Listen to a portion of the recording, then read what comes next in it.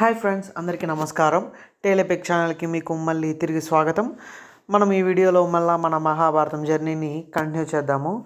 ఈరోజు మళ్ళీ ఒక చిన్న స్టోరీస్ ఒక 3 చూస్తామన్నమాట.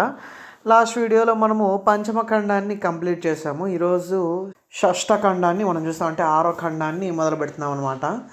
ఫస్ట్ ఈ ఖండానికి ఇంట్రొడక్షన్ అన్నట్టుగా కొంచెం చిన్ని స్టోరీ అనమాట. ఏమవుతుందంటే, ద్రోణాచార్యుని వద్ద రాజకుమారులందరూ విద్యాభ్యాసం చేస్తూ ఉంటారు కదా. సరే, ఏమవుతుంది అంటే ఒకరోజు ద్రోణాచార్యుడు ధృతరాష్ట్రుని వద్దకు వచ్చి, ఇక్కడ ఇంతవరకు క్లాసెస్ చెప్పాను కదా, ఇంతవరకు చదువు చెప్పాను కదా, మీరు మళ్ళీ ఉంటారు కదా, కౌరవ పెద్దలు అందరూ ఉంటారు కదా, వాళ్ళందరూ వచ్చి చిన్న ఎగ్జామ్ మాదిరి, ఎగ్జామ్ టైప్లో, ఆ టైంలో ఎగ్జామ్ టైప్లో చిన్న ప్రదర్శన నిర్వహించాలనుకుంటున్నాను అన్నట్టుగా ధృతరాష్ట్రుడితో చెప్తాడనమాట ద్రోణాచార్యుడు. అది వినగానే ధృతరాష్ట్రుడు ఎంతో సంతోషించి, సరే దీనికి ఒక రంగస్థలం సిద్ధం చేయాలి అని చెప్పేసి ఆర్డర్ వేస్తాడనమాట.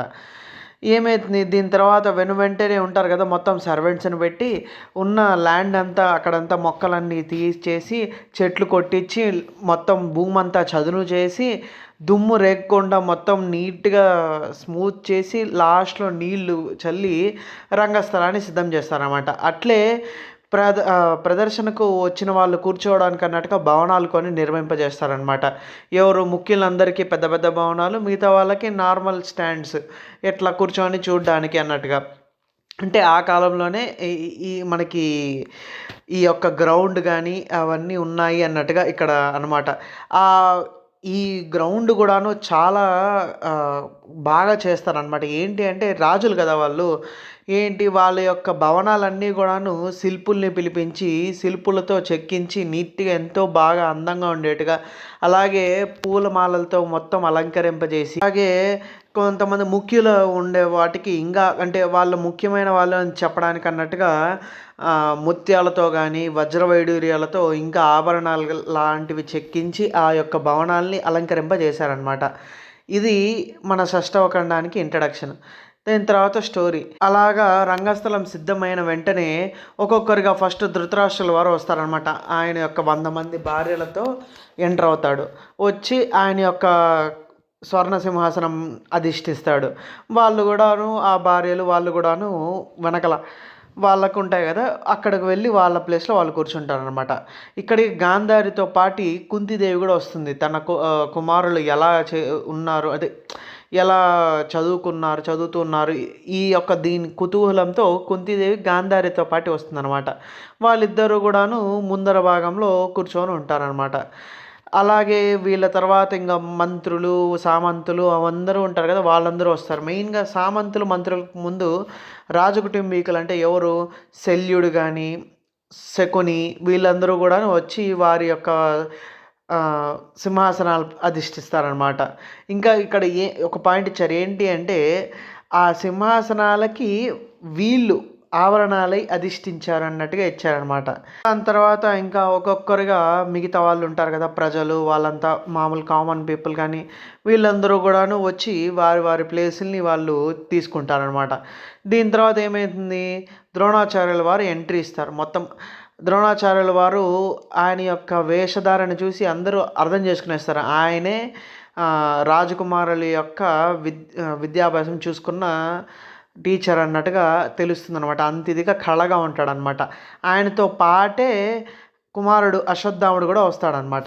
వారిరువురు ఆ యొక్క రంగస్థలానికి మధ్యకు వచ్చి నిల్చుకొని స్టార్ట్ చేయాల్సింది అన్నట్టుగా ఆయన చెప్పేసరికి 4 వైపులా ఉంటాలా, ఆ రంగస్థలం 4 వైపులా ఉన్న వాళ్ళు ఉంటాయి కదా, కార్యాలన్నీ ఇనీషియల్గా అంటే మనము తెలిసిందే, పూజలతో స్టార్ట్ చేస్తాం, పూజలు హోమాలతో స్టార్ట్ చేస్తాం కదా, అలానే ఈ రంగస్థలం అది ఇంకా ఫస్ట్ అదే కాబట్టి హోమాలు కానీ పూజలు కానీ స్టార్ట్ చేసి అవన్నీ ముగిస్తారు. ముగించిన తర్వాత మొత్తము ఉంటాయి కదా, మొత్తం అక్కడ సౌండ్స్ అన్నీ, నినాదాలు కానీ లేకపోతే శబ్దాలు, శంఖధ్వని కానీ అవన్నీ ధ్వనులతో స్టార్ట్ అవుతుందన్నమాట. స్టార్ట్ అయిన వెంటనే ఉంటారు కదా మన పాండవులు మరియు కౌరవులు, వారి యొక్క ఏజ్ ప్రకారంగా ఒక్కొక్కరు ద్రోణాచార్య వద్దకు వస్తారనమాట. అంటే ఏంటి, ఫస్ట్ ధర్మరాజు, తర్వాత భీముడు, దాని తర్వాత దుర్యోధనుడు, అలా వాళ్ళ ఏజ్ ప్రకారంగా పెద్ద నుంచి చిన్నకి అన్నట్టుగా అలా ఒక్కొక్కరుగా ఎంట్రీ ఇస్తారనమాట.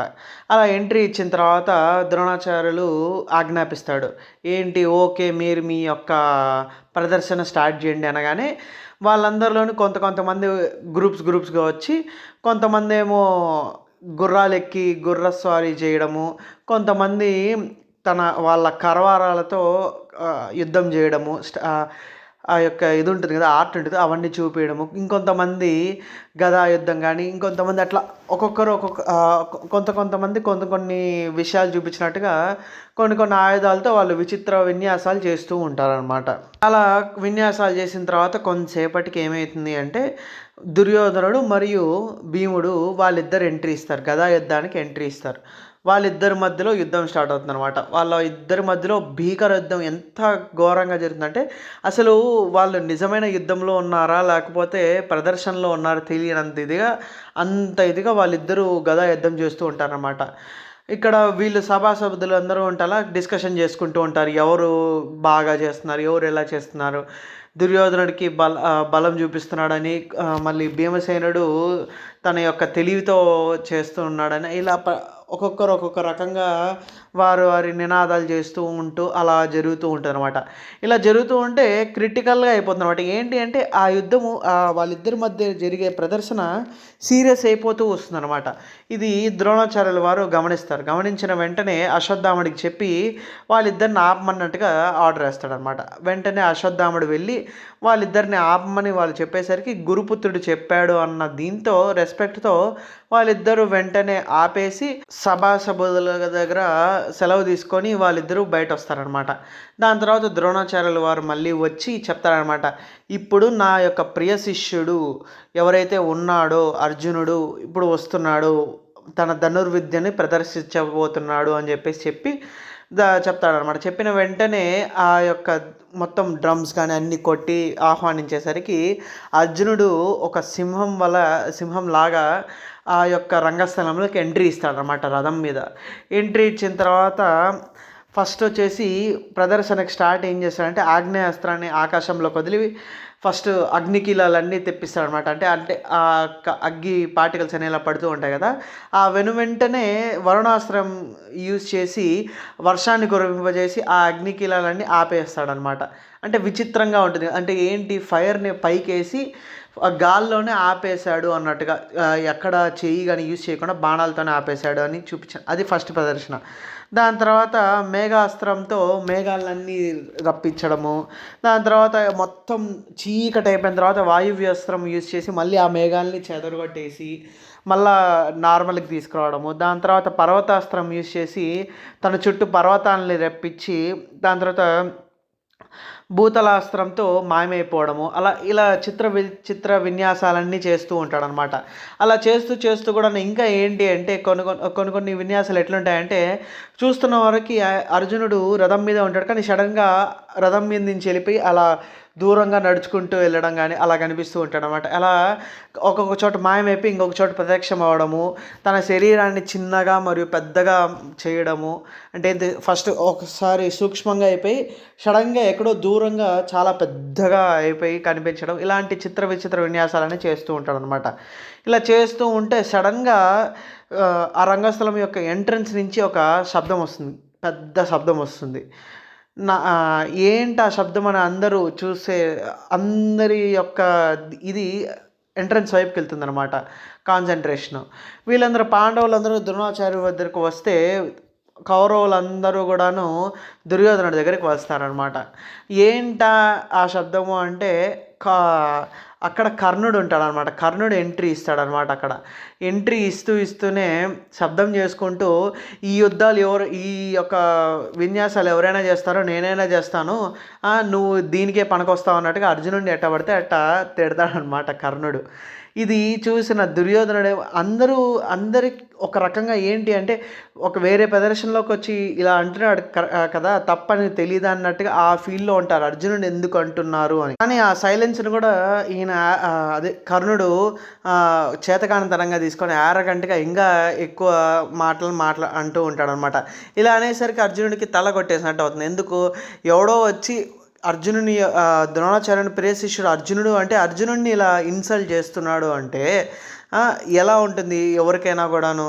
ఇది యుద్ధం కాదు కదా, చిన్న ప్రదర్శన అంతే. వాళ్ళు ఎక్కడి వరకు చదువుకున్నారు ఏమి అని ఈ ప్రదర్శనని అలా తిట్టిపోయడం అర్జునుడికి కూడా నచ్చదనమాట. కానీ దీంట్లో కూడా దుర్యోధనుడికి చాలా సంతోషం వస్తుందన్నమాట.